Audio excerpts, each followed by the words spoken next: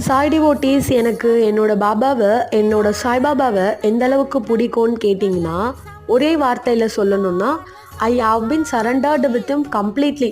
அவர்கிட்ட முழுசாக சரணாகதி அடைஞ்சாச்சு.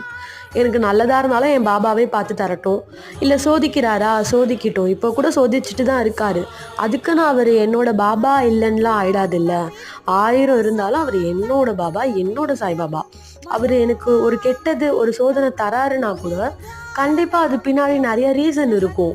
நம்மளுக்கு கொஞ்ச நாள் கழிச்சு தான் அது தெரிய வரும், புரிய வரும். அதுக்கு நடுவில் சில பேர் என்ன தெரியுமா பண்ணுவாங்க, இப்போ எங்கே போச்சு நீ கும்பிடுற சாமி, என்னமோ கோயில் குளமாக சுற்றுற, அப்படியே அந்த சாமியை உருகி உருகி வேண்டுற, இப்போ எங்கே போச்சுன்னு ஈஸியாக ஒரு கொஷினில் முடிச்சிருவாங்க. ஸோ இதுக்கெல்லாம் நம்ம கவலைப்பட்டு உட்காரக்கூடாது.